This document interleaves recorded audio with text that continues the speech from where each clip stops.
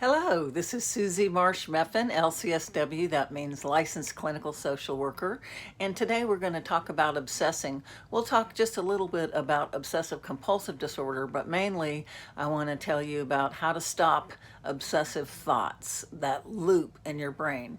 So OCD, obsessive compulsive disorder, involves three parts of the brain: the OFC, which is the orbital frontal cortex; number two, the caudate nucleus; and number three, the thalamus. It seems like the OFC sees something that is wrong, or thinks something might be wrong, like, did I check my locks? Is the door locked? Or it sees some dirt on the floor, and then it sends that signal to the thalamus that needs to then worry about it. So it starts to worry and sends signals back to the caudate nucleus. So this then continues in a loop. And with OCD, it can continue in a pattern of behavior, going to check the locks over and over and over, washing their hands over and over and over. Or there's the obsessive compulsive personality disorder, which is a very different disorder, which we'll get to at another time. But mainly, I want to help you be able to break that loop when you're having obsessing thoughts, or maybe not OCD, but obsessive thoughts caused by maybe a conflict with somebody. You know how you have an argument or some sort of conflict and you keep thinking about it over and over in your head and you can't seem to stop thinking about it? Maybe it takes a couple of days for you to let it go, or maybe it still pops up in your mind. So that's really what I'm talking about today, is how to break obsessive thinking. So basically, you look at it as physical, medical, emotional, psychological, social, work or school, family, financial, spiritual, and sensual. There's actually a couple more areas where you can use to break obsessive thinking, but they haven't come to me yet. So hopefully they will at the end of this. But physical medical means that, number one, the best physical, scientifically physical end to obsessive thinking, if you have depression or an anxiety disorder, is to take an SSRI, which is a serotonin reuptake inhibitor, and that stops the continuous loop in the brain very easily. Now that's for someone who wants to deal with it by medication because they have a disorder like depression or anxiety. If you have this obsessive thinking because you had a conflict with somebody, or something has happened, maybe at work or somewhere in your life, maybe road rage with somebody, and you can't stop thinking about the incident, especially you can't stop thinking about the perfect thing to say. You can train your brain, by the way, I did it, to have the perfect thing to say come up at the right time. I can do it 9 times out of 10 now when it happens. But then you'll obsess about that. This is what I should have said. No, this would have been a perfect thing to say. So physically, medication. Number two would be taking some physical action. That could be anything from reading, distracting yourself by reading, distracting yourself by watching a really intense drama, distracting yourself by watching comedy or stand-up on Netflix. You could distract yourself by creating a piece of art that reminds you of the obsessive part of your brain, and then a piece of art that maybe will describe what you're going to do that will break that habit or that loop in your brain. So that could be sculpty clay that you can bake in the oven. Could be painting or drawing or writing poetry, writing a rap song. I like to take rap songs that are really short and take the lyrics, get the lyrics off the internet, and then change those lyrics to something that is healing, because I enjoy rap. So many of you may not want to do that, but that's what I like. So choose something that you like. Make a vision board. Make something that is totally different than what you're obsessing about and thinking about. Make an abstract piece of art.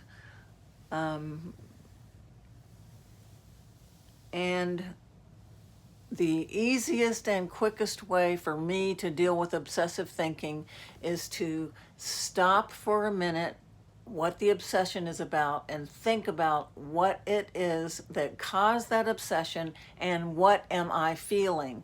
It's almost always for me taking myself out of that loop and going into the feeling brain actually takes you out of the loop physically. And then if you use feeling words, not like I feel like she deserved what I said to her. No, I felt angry. Right now, I still feel angry. Sad, mad, afraid, guilty, ashamed. Sad, mad, glad, afraid, guilty, ashamed. Those 6 words will take you into the feeling brain, which is going to take you out of this orbital frontal cortex. Now, it also allows you to go back to the incident that happened and what you were actually feeling. So if you're wanting to get revenge, that's not a feeling. Were you hurt by what happened? Were you ashamed because of the way you reacted? Do you feel guilty about the way you reacted? So one of the ways to deal with that is to call up somebody who really cares about you and tell them the truth about what happened and what you really felt. Now, anger may be there, but anger may be covering up hurt or shame. So be really honest about the secondary feeling or the primary feeling. If anger is your secondary feeling, shame or guilt or sadness might be your primary. So call up someone and talk about it. So get their opinion and get their support for that. Dealing with your family, you may have a family member that is very supportive that you can talk to about it and ask them what they would do or what do they think about what you did. So if you're feeling guilty or ashamed about your reaction, hopefully talking to someone who really loves and care about you is going to support you to work through that guilt and take responsibility for what has made you feel so bad. If you're feeling sad about it, it's the same thing. What made you feel sad? Was it your behavior? Did you lose control? Was it the other person losing control? What did it remind you of? I notice for myself, if I can't get out of an obsessive loop, many times if I get a hold of the feeling, it is reminding me of something in the past. I can go to the most recent time I had that feeling.